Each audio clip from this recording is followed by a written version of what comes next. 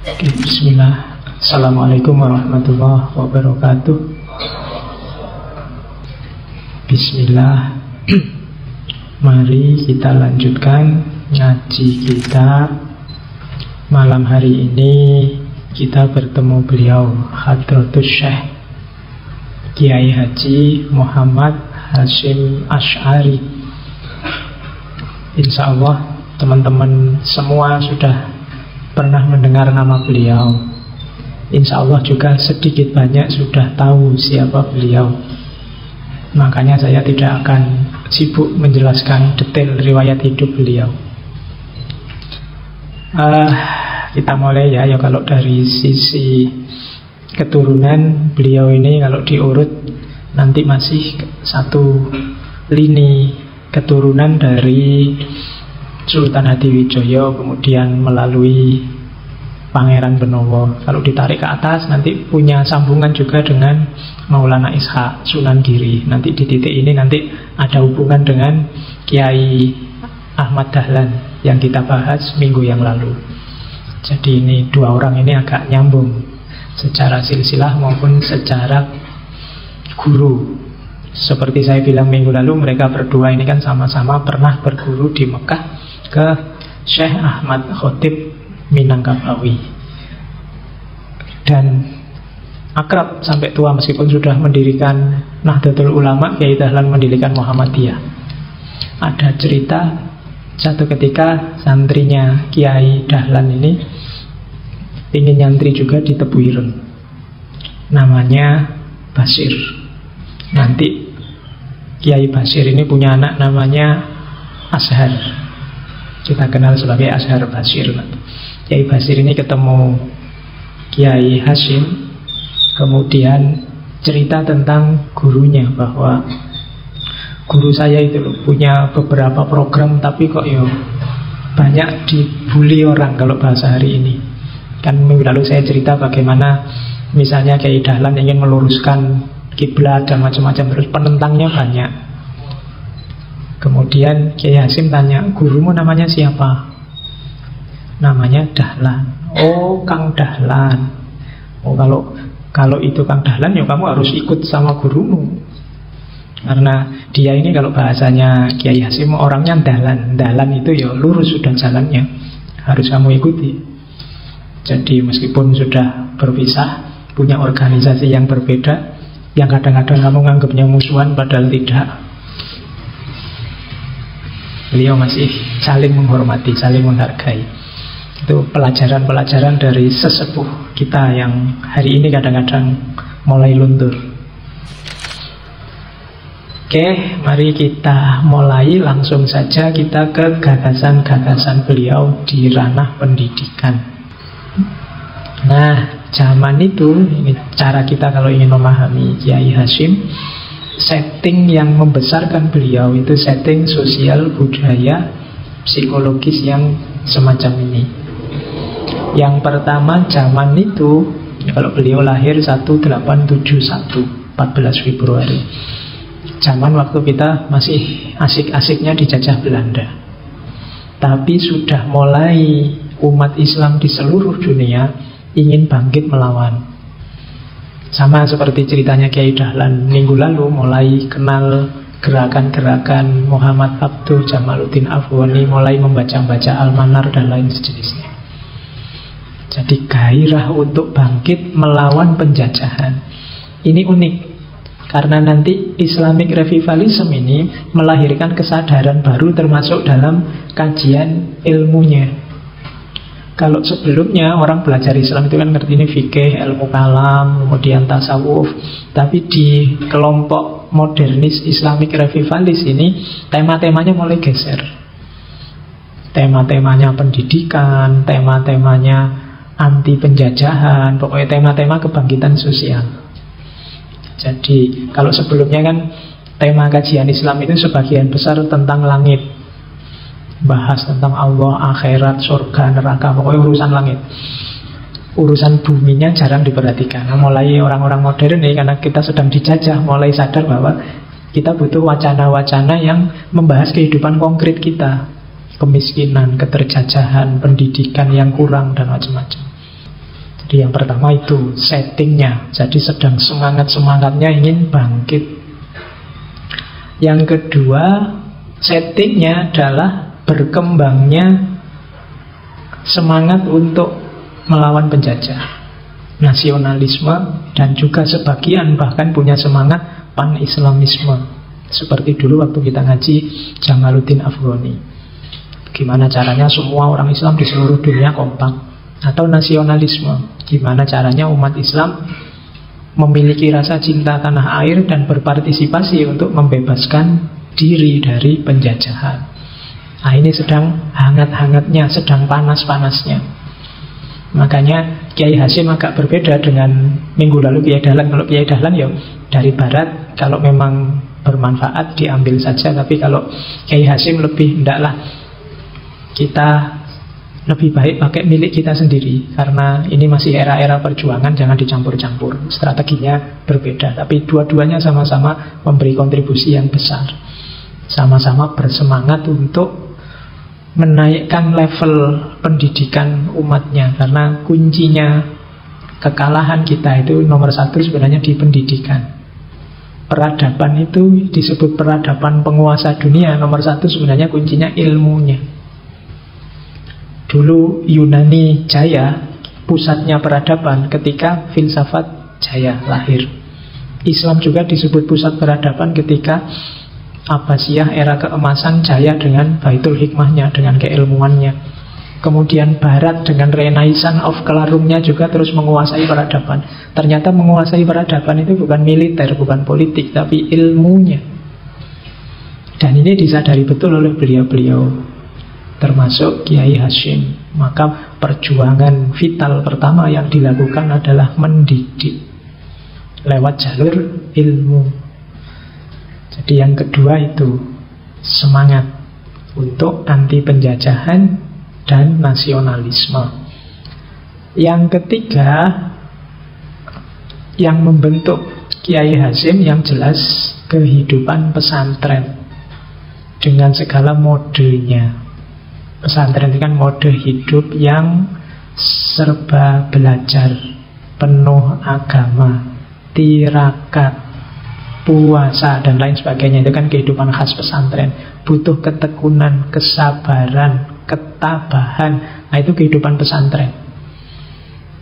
Kalau sekedar ilmu, mungkin hari ini kalian bisa lah belajar sendiri, baca buku sendiri. Tapi mentalitas pesantren itu berbeda. Makanya banyak gerakan ayo mondok. Itu maksudnya pertama-tama melatih mentalmu. Nah, itu khas pesantren. Kiai Hasyim ini dari pondok ke pondok. Beliau ayahnya kiai, kakeknya kiai, mondok kemana-mana menjelajahi kiai-kiai besar yang ada di Jawa. Jadi beliau terbentuk oleh itu. Oke, sehingga beliau nanti jadi ikonnya pendidikan Islam tradisional dengan khas pesantrennya. Dan yang keempat, ya karena beliau hidup di pesantren, akhirnya secara psikologis, secara individu beliau punya mental tekun, cerdas, dan seterusnya. Kalau pakai bahasa yang sering kita ambil kayak di taklim dulu, dari pesantren kan yang diasah zakaun, kecerdasannya, wakhirson, kesungguhannya, wabulwotun, butuh modal. Jadi zakaun, wakhirson, wabulwotun, wastibarun, dan butuh sabar. Wasuhbatu ustadin, ada ustadz yang mendampingi. Dan yang keenam, watulu zamanin, dan butuh waktu, tidak bisa instan. Kalau hari ini kalian kan bisa pinter itu instan, ditanya apa aja bisa karena buka Google. Jadi kualitas ini ada dalam diri Kiai Hasyim. Dengan setting 4 itu tadi, lahirlah tokoh besar Kiai Haji Muhammad Hasyim Asy'ari dengan inovasi-inovasinya di bidang pendidikan. Terus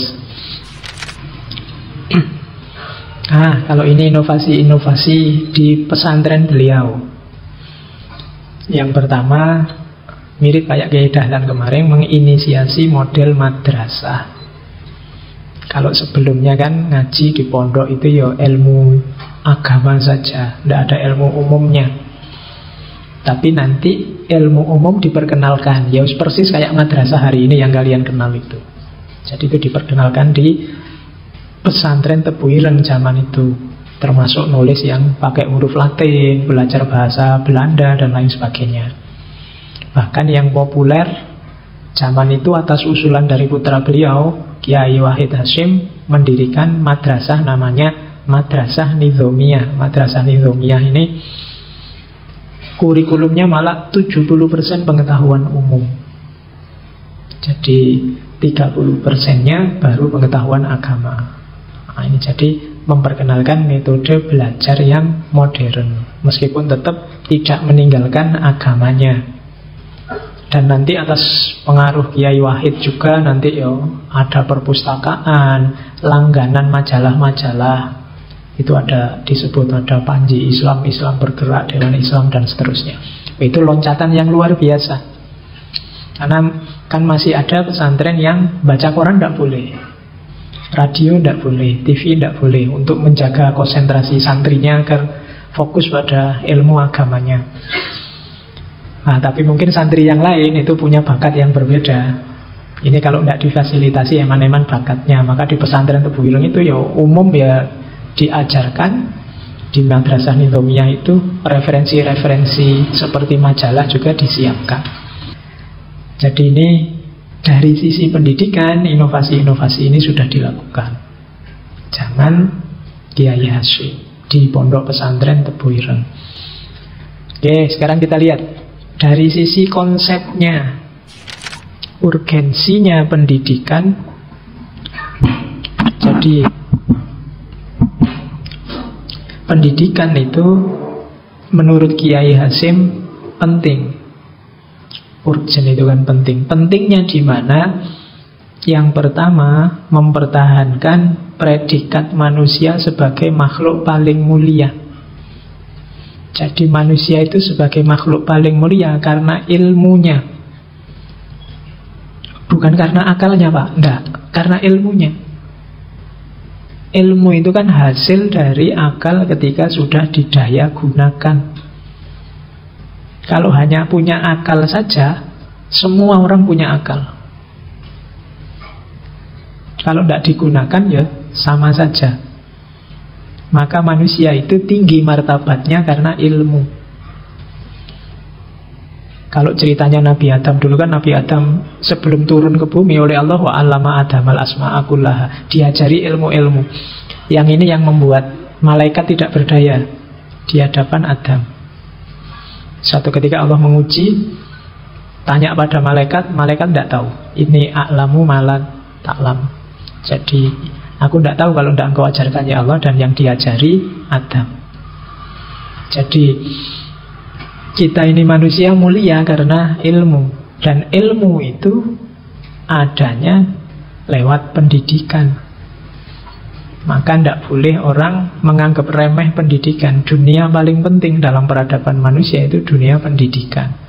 Disitulah manusia bertahan dalam status kemanusiaannya, level kemakhlukan yang paling mulia. Jadi pendidikan jadinya paling penting. Kalau kemarin kita punya tesis bahwa jadilah kita manusia yang manusia. Manusia yang manusia itu ketemunya di dunia pendidikan. Kalau kita tidak lewat jalur pendidikan, kita tidak ketemu ilmu. Kalau kita tidak ketemu ilmu, ya kemuliaan kita sebagai manusia dipertanyakan. Beda dengan yang bukan manusia, kayak binatang itu kan tidak butuh ilmu, dia main insting. Binatang itu langsung bisa, apa-apa langsung bisa, sesuai standarnya dia. Ayam itu begitu lahir sudah bisa lari-lari dia. Tidak pakai belajar jalan, tidak pakai ngerangkak dulu, tidak pakai. Dia sudah ada paketnya. Beda sama manusia. Manusia itu panjang masa belajarnya. Dia tidak dari lahir sampai bisa utuh lahir batinnya itu butuh waktu panjang. Dan untuk menumbuhkan itu butuh namanya pendidikan. Oke, itu yang membuat manusia tidak seragam. Kalau hewan kan seragam semua. Bebek itu seragam semua. Ayam itu seragam semua. Tidak ada ayam kok berontak, tidak mau aku ikut ayam yang lain. Tidak ada. Ya kan, sapi juga nggak ada yang berontak. Wah ini biasanya kalau bulan-bulan gini kita disembelih semua, ayo kita berontak, tidak ada. Besok digituin lagi, yuk manut lagi. Bayangkan kalau itu manusia, itu sudah perang itu. Masa aku disembelihi terus? Tapi tidak. Yang bisa seperti itu hanya manusia. Bekalnya ilmu, derajatnya tinggi karena ilmunya. Terus yang kedua, lahirnya peradaban itu karena ilmu. Jadi melahirkan masyarakat yang beradab dan beretika. Kok ada dunia ini rusak, tidak karu-karuan, tidak tertib? Itu jawabannya simpel, karena kurang ilmu atau salah ilmu. Keliru yang dipelajari atau tidak mau belajar. Sejak dulu kok isinya kita perang terus Pak, masalahnya sama, tidak selesai-selesai. Mungkin kita tidak belajar. Ilmu kita tidak tambah-tambah. Harusnya kalau ilmunya nambah kita berubah. Tapi kok tidak berubah berarti kita tidak belajar. Kita tidak berbudaya dan tidak beretika. Kenapa? Ilmunya macet. Jasanya ilmu itu meningkatkan kualitas hidupmu dan pada saatnya nanti melahirkan masyarakat yang beradab dan beretika. Harusnya begitu. Itu menurut Kiai Hasyim. Kemudian yang ketiga, ilmu itu penting, urgent, bahkan lebih penting, lebih utama daripada ibadah-ibadah yang sunnah. Kalau yang wajib ya wajib dilakukan. Tapi yang sunnah ini kan yang pilihan. Kenapa ilmu lebih utama daripada ibadah sunnah? Ibadah sunnah itu kan individual, hanya untuk dirimu. Tapi kalau ilmu itu manfaatnya tidak cuma untuk pemiliknya, tapi juga untuk masyarakatnya. Makanya membaca buku, belajar itu dianggap lebih utama daripada hanya ibadah sunnah saja. Misalnya kalau kamu malam mau tahajud, ya kalau ada waktu jangan cuma tahajud, ada belajarnya. Kalau pakai bahasa agama ada tafakurnya, berpikir, itu kan belajar. Karena berpikir itu keutamaan. Biar dirimu manfaat tidak hanya untuk dirimu, tapi juga manfaat untuk masyarakatmu. Jadi setiap kali kita belajar cari ilmu, ayo diniati selain mencari ridhonya Allah, meningkatkan kualitas hidup kita dan kualitas masyarakat kita. Di situ nanti akan lahir peradaban yang mulia dan beretika, basisnya ilmu. Saya bilang tadi peradaban jaya itu ketika basis keilmuannya jaya, bukan politiknya dan bukan ekonominya. Ekonomi politik itu pendukungnya, harusnya begitu. Oke, jadi pendidikan itu urgent. Terus tujuannya sekarang, ini teori-teori pendidikan dari beliau. Pendidikan Islam itu tujuannya yang pertama adalah khairul bariyah. Khairul bariyah itu menciptakan manusia yang paling baik. Versi dirimu yang terbaik bisa lahir ya tetap lewat jalur pendidikan. Jadi kalau kamu ingin optimal, saya ingin eksis jadi diriku, Pak, bahasamu tiap hari kan itu. Jalur paling utama apa? Pendidikan. Oke, tujuan pertama itu. Kemudian tujuan kedua, pendidikan itu ya manfaatnya. Jadi dengan ilmu hidup terus jadi lancar. Masalah-masalah ketemu solusinya. Kalau ini praktisnya. Yang pertama tadi pengaruhnya pada individu, kalau ini manfaat nyatanya. Jadi pendidikan itu yang pertama ke dalam, yang kedua keluar, manfaat untuk sekelilingmu, dan yang ketiga ke atas, mencari ridhonya Allah. Jadi dia membangun dirimu, dia berkontribusi untuk masyarakatmu, dan yang terakhir ilmu adalah jembatanmu untuk mendapatkan ridhonya Allah. Oke, jadi itu tujuan pendidikan.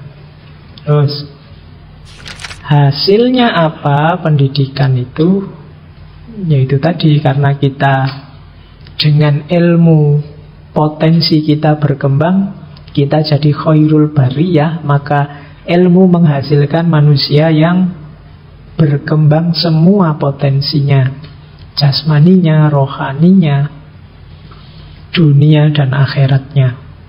Jadi ternyata kuncinya ada di ilmu. Apa sih yang tidak butuh ilmu? Sekarang boleh kamu sebut apapun masalahmu, jalannya pertama-tama adalah kamu harus tahu ilmunya. Ketika kamu tidak tahu ilmunya, itulah awal kebingunganmu, awal masalahmu, awal lahirnya konflik-konflik dalam hidupmu. Segalanya ada ilmunya. Disitulah nanti potensi hidup kita akan muncul semua. Kalau kamu ngerti teorinya, ngerti ilmunya. Kan teori-teori pendidikan hari ini menyebut orang bodoh itu tidak ada, anak bodoh itu tidak ada, yang ada orang malas. Malas kenapa? Malas mengembangkan potensinya. Kalau kamu mau, kamu bisa kok. Kamu mampu kok, hanya kamu tidak mau saja, atau tidak mau tahu. Saya ini orang desa, Pak, bisa apa, Pak? Kamu minder dewe, ya mandek kamu di situ. Saya tidak bisa, Pak, kayak kalau gitu-gitu itu saya tidak bisa, tidak bidang saya, Pak. Loh, kalau kamu ingin minat, ya jalani saja, belajar, cari ilmunya, nanti bisa. Jadi ilmu nanti jadi kuncinya kesuksesan hidupmu. Terus yang kedua, kalau ini hasil sesuai analisisnya Kiai Hasyim zaman itu, dengan ilmu negara kita, bangsa kita akan bisa hidup mandiri, bermartabat. Karena negara yang menguasai ilmu, menguasai sains, menguasai teknologi, dia mandiri. Kalau tidak menguasai, kan minta tolong orang lain, negara lain. Kalau minta tolong orang lain, negara lain, ya kita tergantung sama mereka. Kita sumber daya luar biasa, melimpah-limpah, migas kita luar biasa, tapi tidak ada yang tahu ilmunya, cara ngolahnya gimana. Akhirnya terus diekspor, masih mentah. Nunggu matang dulu, matang baru kita impor balik ke sini, terus jadinya mahal. Ya salah dewe, tidak ada yang menguasai ilmunya. Jadi dengan ilmu bangsa kita akan mandiri. Tapi kalau tidak, ya kita akan tergantung. Jangan lupa orang yang tergantung itu, dia akan dijajah dalam tanda petik oleh tempat dia bergantung. Oke ya, jadi ilmu membuat kita mandiri. Kalau kita sudah mandiri, kita jadi orang yang bermartabat. Dan zaman itu powernya ilmu bisa jadi kendaraan untuk menuju kemerdekaan. Karena ini Kiai Hasyim kan zaman perjuangan.